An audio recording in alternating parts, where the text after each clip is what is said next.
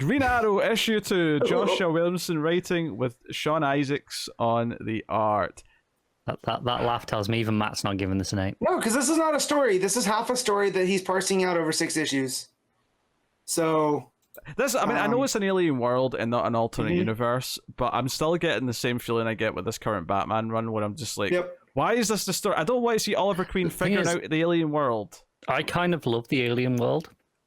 I would love an entire arc of forget all the other stuff in this book. Take Leon out. Take Roy and Dinah and all that stuff out. Ignore all of that.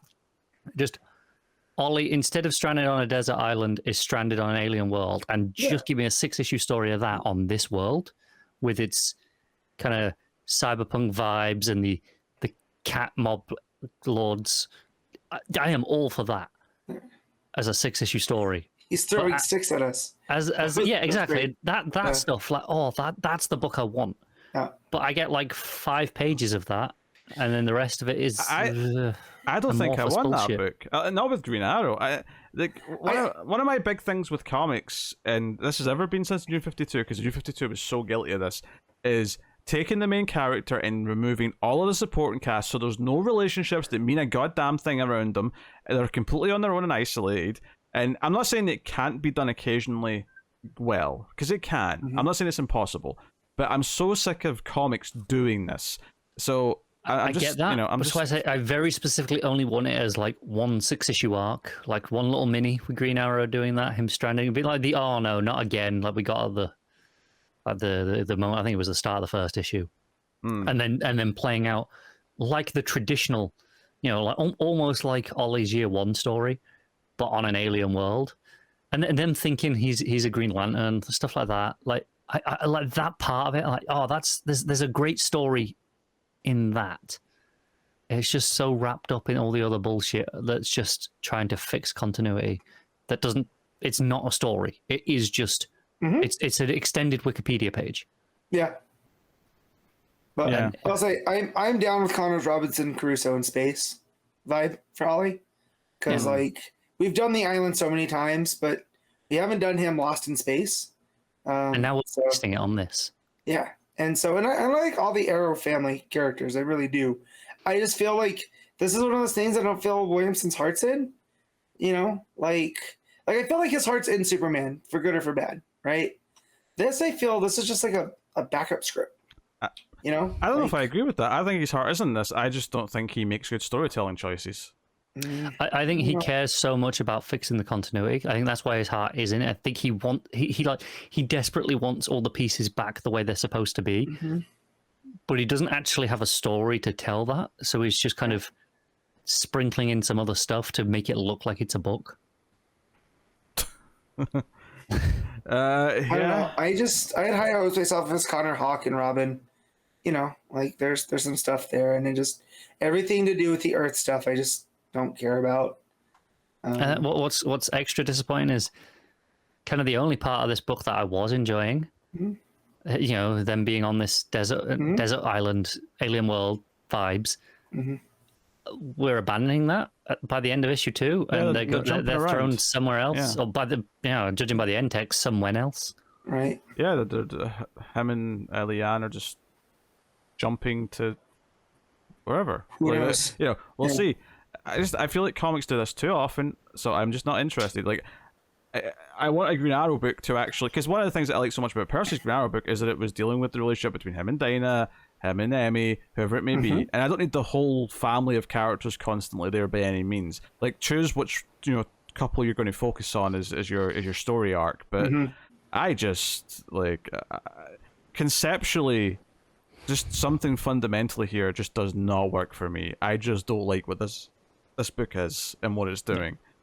And it's not that there's not like little cute moments here or there. Like a cat mob boss, sure, whatever. Like I can get onto some level of being on board with that, but it just, it feels like. I guess that's because what you were saying a minute ago about it feeling more like a Wikipedia page with a few loose story things around it just to try and make it feel like a book. But I feel like sometimes comics that are like this can fall into this territory where they're not really telling a story, where every page and every panel is designed to create a feeling and take you through a journey where you're like experiencing the highs and the lows, the excitement and the fears of what's going on. I feel none of that from this book. All I feel is a series of like concepts and continuity corrections and the next thing, the next thing, the next thing. It's also a shame because I'm not familiar with this artist before now. Isaac. Yeah, I think he's great. I think this book looks gorgeous. But it feels like, you know, wasting his talent almost on this book. And then the cliffhanger, of course, is Dinah and Arsenal Roy. or Roy, yeah. If they end up encountering Peacemaker at the end. Yeah, they go to Belle Reve because they're looking for Waller. And Yes, looking for Waller. Vertigo's like, well, maybe I could help you. And then the wall bursts open and it's Peacemaker and Lady Peacemaker? Peace Wrecker. Peacemaker, okay. Was that her name? Okay. Yeah. Yeah, which is one of the things. Wasn't that one thing towards the end of the last issue that Of Crisis. No. Last issue of this.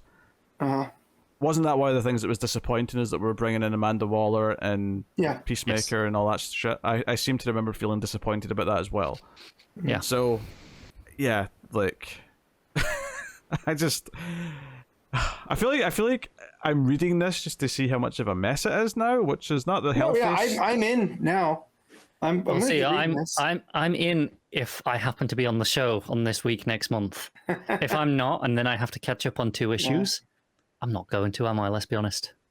I mean, I don't blame you. At least it's a quick and easy read. I'll give it that at the very least. And maybe that's because the art's pretty solid. Maybe that's because Williamson, for all of his other faults, isn't like aggressively wordy or anything like that. So it's not like a chore to get through. But I'm just not enjoying the concepts or anything that's happening. And that goes for both this and Superman right now. So it's Williamson has a lot of work to do to redeem himself. Yeah. I feel like he's spread too thin right now. I feel like the Night Terror stuff, this, Superman, I feel like he needs to just focus on one series at a time right now. Because this happened at the end of Flash. I would agree with this, but I feel like this is more often him than not. I don't know, like, there's some early Flash and this Robin book are the only things I can think of at DC that are better than the standard that I now kind of expect from him, which is this. So it's at the point where if he wasn't on high profile books, I wouldn't check them out. Like if I saw his name on, like, I don't know, Catwoman. Catwoman's a mostly inconsequential book that if it's a good writer, I'm excited to read, but if not, it's an easy skip. If I see his name on it, I'm probably not even trying it. Yeah, he's a poor man's Jeff Johns, I think, is generally how I'm feeling about his stuff these days. It's like he's trying to do what Jeff Johns used to do, but it's nowhere near as compelling or as exciting. Yeah. That's just kind of how I feel about his stuff overall. Which is a shame. It's a shame because he clearly cares about the characters. I just don't like how he tells his stories. I wish he could make us care as much as he does. Right? Yeah. So. Yeah, that would be good. All right, what are we rating Green Arrow? Matt, what are you giving it? I'm giving this a 6. Connor? Wildly too high. For me, this book is awful because it's not a book. It's a Wikipedia entry with some nice art, which gets it a 3.5. I'll go 5. It's just really... I just think it's really mediocre and in the middle and just kind of... You know? It's got a lot of love and art put into it, but it's not got the storytelling to back it up.